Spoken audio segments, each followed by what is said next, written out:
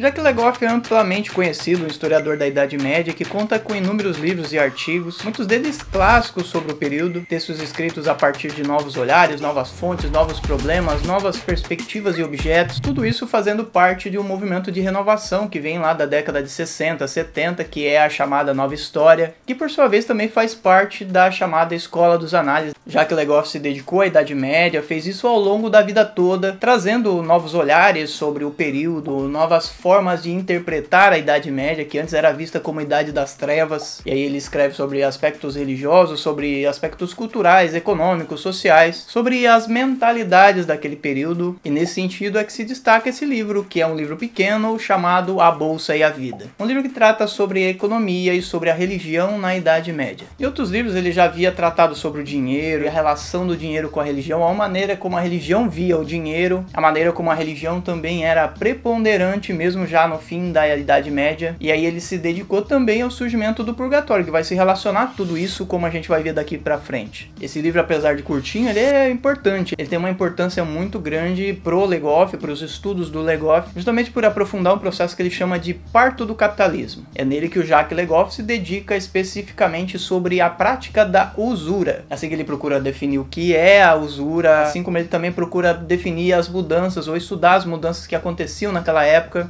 mudanças na conceitualização de usura, na forma de vê-la, e também sobre as implicações dessas mudanças nas vidas das pessoas, ou ainda sobre o que se pensava sobre o destino das pessoas após a morte. E aí com o Le Goff nós aprendemos que o usurário é um especialista em emprestar a juros, que se torna um homem ao mesmo tempo necessário e odiado, ao mesmo tempo que ele é poderoso, ele também é frágil. Não há no livro uma tentativa de mostrar uma evolução factual, uma história factual da usura. Claro que isso existe também no livro, mas a preocupação é fazer uma análise de contexto, uma análise da mentalidade, uma análise das permanências e rupturas. E aí é uma discussão sobre benefício lícito e também sobre a usura ilícita, entre o que poderia se esperar dos comerciantes e banqueiros. A Igreja Católica se perguntava como é que uma religião que tradicionalmente opõe Deus ao dinheiro poderia lidar com essa situação, como é que ela poderia justificar a riqueza, ou ainda uma riqueza mal adquirida. O certo é que a usura é um pecado, e o autor se pergunta por quê. Que maldição que alcançaria a bolsa que o usurário enche, que ele entesoura, da qual ele não pode se separar? Para se salvar, ele teria que soltar a bolsa? Ou ele conseguiria encontrar um meio termo entre a bolsa e a vida? Uma forma de preservar a bolsa e também ter um acesso à vida eterna, ao paraíso.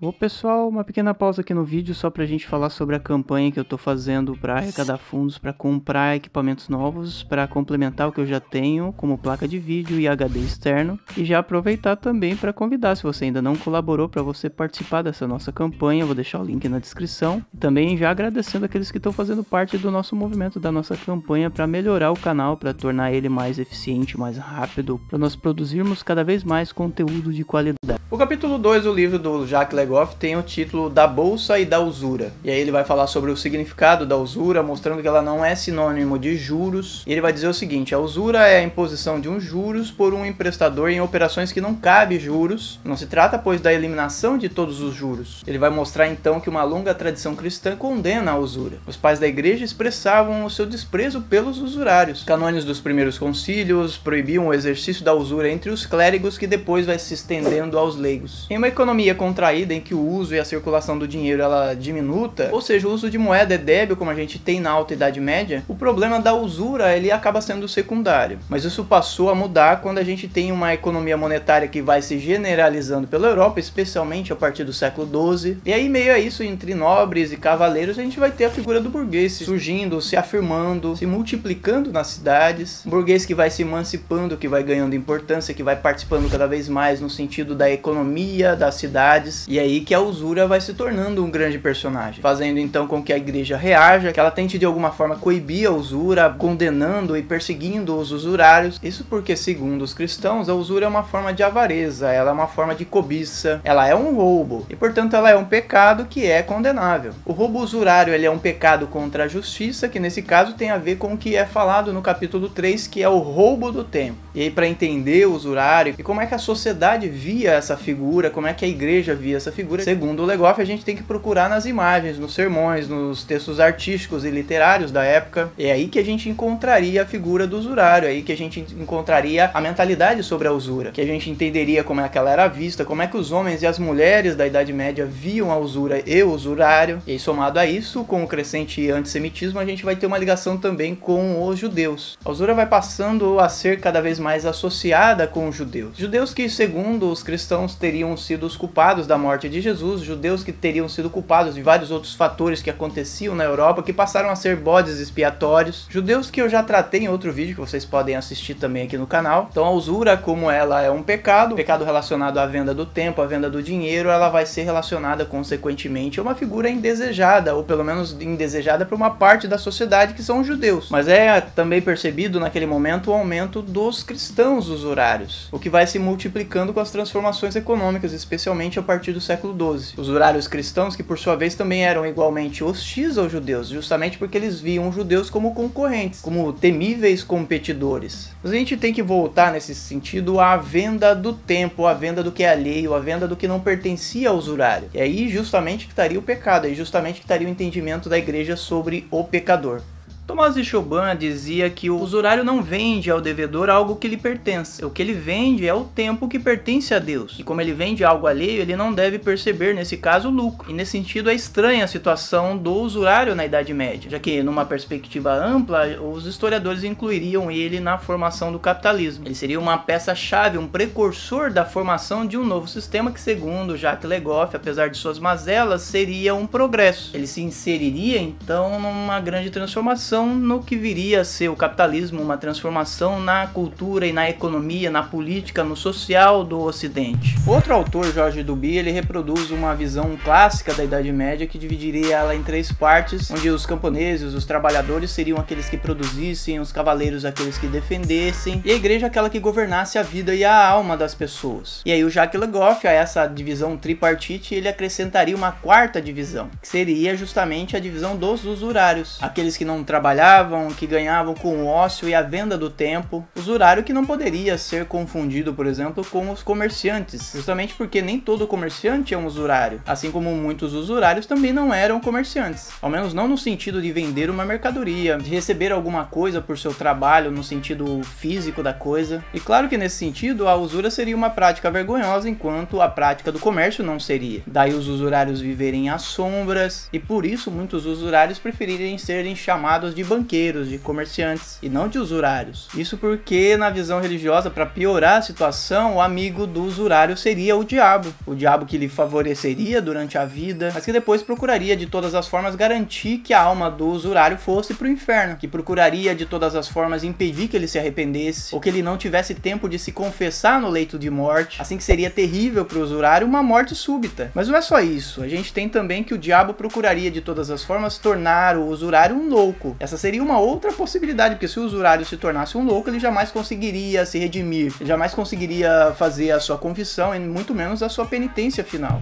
Em sua época, o usurário foi denegrido de todos os pontos de vista, ainda que figuras importantes dependessem dele naquele momento, como reis e nobres. Além disso, o usurário seria odiado por ele ser um ocioso. Daí o diabólico trabalho do dinheiro que põe em movimento não era senão uma manifestação dessa odiosa ociosidade. Mas então, como é que o usurário poderia se redimir? Haveria, afinal de contas, uma salvação para ele? E aí sobre isso o Le Goff vai falar sobre a restituição, que seria feita ou prometida pelo usurário no leito de morte. E aí entendido, nesse caso, a restituição como a devolução do que havia sido auferido através da usura. Então deveria ser encontradas as pessoas que sofreram com essa usura e devolver o que foi auferido. Uma restituição que é mal documentada naquele período, mas é uma coisa muito dura, porque mexe com o usurário, com o imaginário dele sobre a vida que ele levava, sobre a questão da riqueza, do conforto e tudo mais, que não é um processo simples mentalmente e nem mesmo é um processo simples na prática. Isso porque algumas coisas poderiam acontecer que impedissem essa restituição, como por exemplo a morte da pessoa que deveria ser restituída, ou ainda pelo fato do usurário ter se tornado uma pessoa pobre mesmo depois de ter sido rico, e aí a partir disso ele não teria mais como restituir a outra pessoa, ou ainda por ele nem lembrar ou não ter nenhum registro da quantia exata a ser restituída. Mesmo assim, a restituição era uma coisa recomendável para que a pessoa tivesse tivesse uma chance de ir para o céu ou de pelo menos ir para o purgatório. Isso era visto como a última possibilidade de salvação do fogo do inferno. O que não era a única coisa em si, ela deveria se somar também a uma manifestação genuína de arrependimento. E essa restituição ela poderia ser feita pela própria pessoa em vida ou ela poderia ser feita pela mulher ou pelo filho. E aí se deixava em testamento a intenção de restituir. Claro que nesse caso poderia acontecer o contrário, a pessoa ao invés de restituir, depois que o familiar, o pai morre, ela usasse o dinheiro, ela vivesse com aquele dinheiro e não restituísse. E nesse sentido a pessoa se tornaria um condenado para sempre. Não haveria salvação da alma dessa pessoa. Por isso ela dependia também dos que ficavam vivos.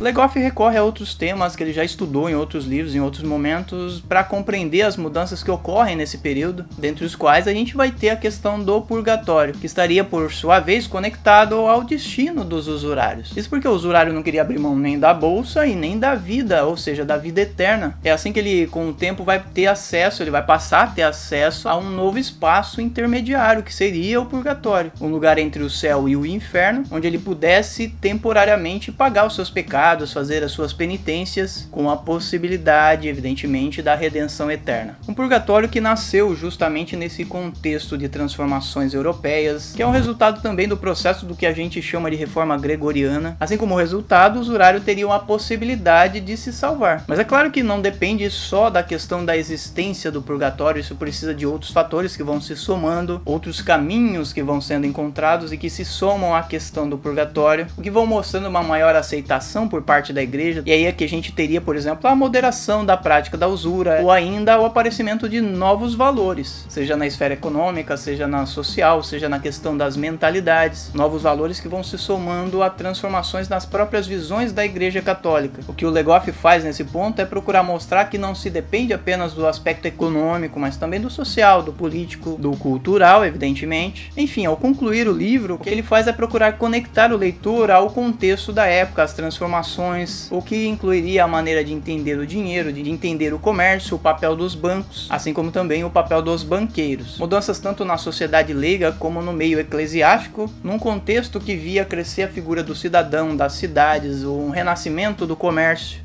onde a Igreja Católica teve que encontrar novas respostas e abandonar velhas condenações, ou menos abrandar velhas condenações, assim como abrandar também as penitências a serem pagas, o que inclui, evidentemente, uma mudança no entendimento sobre a vida terrena, sobre as consequências das ações humanas, e por isso é interessante que quem lê esse livro também leia outros livros do Jacques Legoff. A exemplo do surgimento do purgatório, a exemplo da Idade Média e o dinheiro, e aí para ajudar vocês eu vou deixar os links desses livros na descrição, e claro que também se vocês comprarem pelos links indicados, vocês ajudam a manter o canal.